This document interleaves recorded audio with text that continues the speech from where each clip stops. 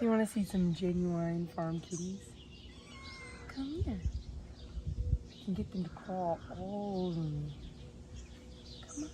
I'm not a big cat person, but I was just telling Grant this morning that I want to spend some time with some baby animals.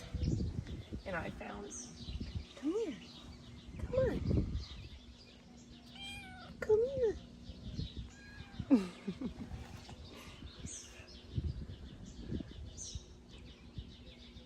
The other one's cuter. I'll get him for you.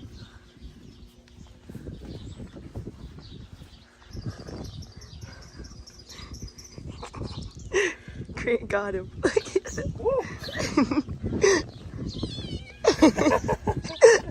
I don't think he likes it.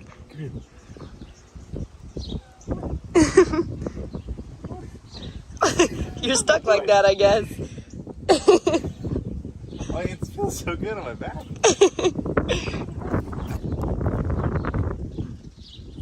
on. Yeah.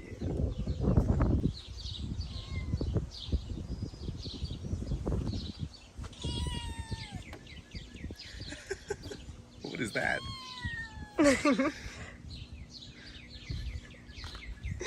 Grant will stick to his farm dog.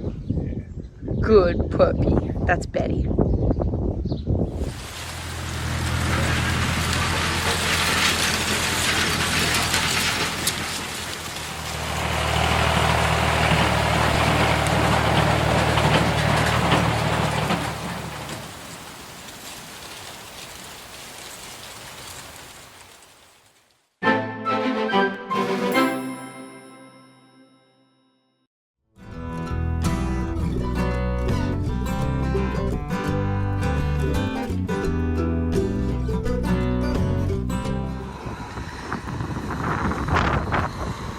You might be wondering, what is the next step in farming? Things have been planted, the plants aren't big enough to be using enough water to justify irrigating, and we've gotten over 2 inches of rain in the past week and a half.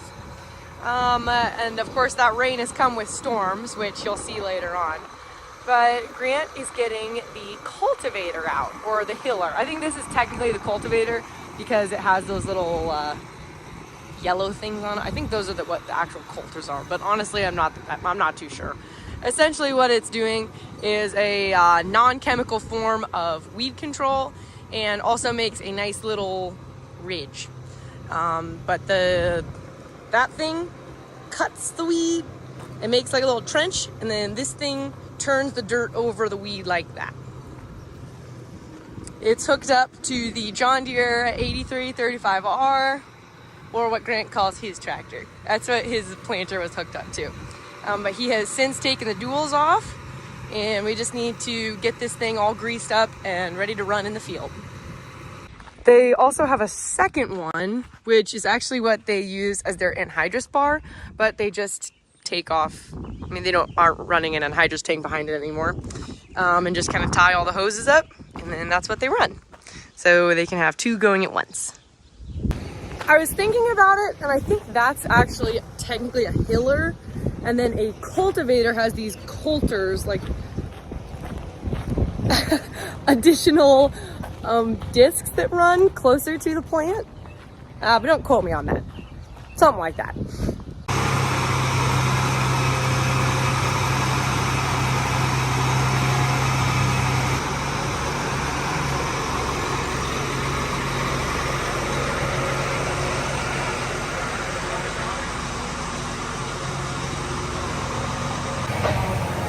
Thanks, dear. Want them under or over? Under, please. Under? Yep. Is there a zip tie or a wire on one of them? On the end? No. Just pick one. Pick away, put them in. I might have you switch them.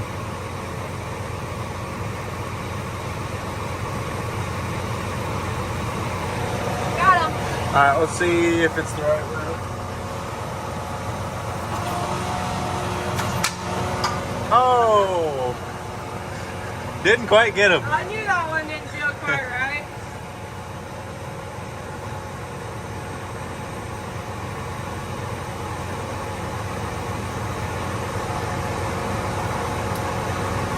There we go. job. All right, now we got the hydraulic hooked up. We'll unfold it. Make sure it doesn't hit the door.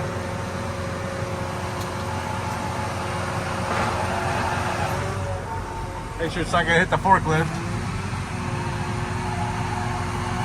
Oh, it's definitely gonna hit the forklift.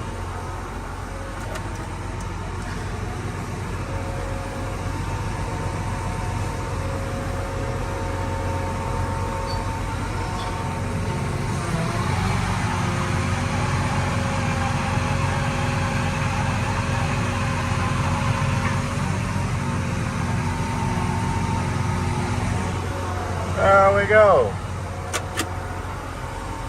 Since I know you guys enjoy hearing about the more business side of farming, I wanted to say that although I prepaid a lot of my stuff for the year, for example, my seed, a bill still came in the mail because I came very close. I think I prepaid $34,000, I think, just for seed. And I owe $1,300. So I came very close to the prepayment amount, but I still owe a little bit more money. And the co-op has started spraying things, so I owe money for chemical, and then the actual application of those chemicals. And what else am I paying today? Car insurance, health insurance, internet, power, and trash. Very exciting things. So, as you guys may or may not know, we got the Challenger windows and the Ford's windows tinted, and they were done by this Freedom Tint guy who comes to your place. His name is Logan, but he comes to your place so that you don't have to like drop your car off or leave it or anything, which is super nice. And I decided to get the new Rams truck windows tinted, and so he's in there doing that now. Should we go check it out? All right, here's what the back was like. And now the front window looks just as dark. It's perfect. The only way people are gonna be able to tell it's me is by the license plate. I always really appreciate the things you guys send me. I think I have some birthday cards in here. So I haven't checked the actual letter stack in a while. Where are these from? You got a few places. Let's see here. This one's from California. This one's from Lincoln, Nebraska. This is from Arkansas, Wisconsin, Cincinnati.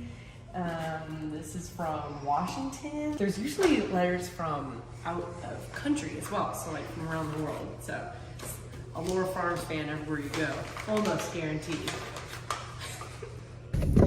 All right, so I have opened everything, and I wanted to give you guys a few highlights. We received many beautiful letters, words of encouragement, birthday cards. This is a, what do you call this? Not engraved. I think it's laser engraved. Laser engraved. Lauren Grant. How cute is that with our wedding date on it? This is a happy birthday card. We got gift cards, which you guys did not have to do. We got McDonald's, Runza, Earl May, so that I can plant more plants around the house, and Casey's, because we all know that we visit Casey's like twice a day. After this, we will. This is a birthday card, and it is me on an 8RX. Oh, did you show them the inside? This is cool, but you don't have to do this again. Thanks. Grant photoshopped on a vehicle. We got invited to 2 different graduation parties. However, both of them are very far out of state. So thank you for the invites, but we probably won't be attending. Got a Dodge Challenger sticker. There's another birthday card. I got this packet of photos and family stories from a guy in Sweden whose family has been farming there since 1754. Wow. Which is crazy, and it is beautiful. The buildings were built in 1754, and they're still there. Yeah, it's really cool. Amazing. So Grant and I might have to make a little hop, skip, and jump over the big old pond and see that sometime. Well, our families are both from Sweden. Yeah, so we'll get there eventually. But thank you guys. I know you guys spend a lot of time and money sending things to us, and just know that we really do appreciate it.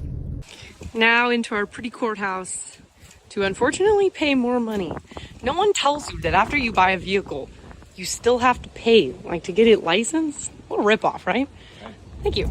That field used to have corn standing, I would say 8 to 12 inches tall. Yeah.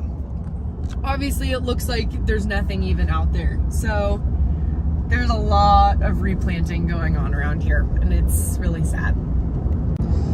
Here is another example. I mean, that's just sad. This field looks, I mean, this field is right next to it.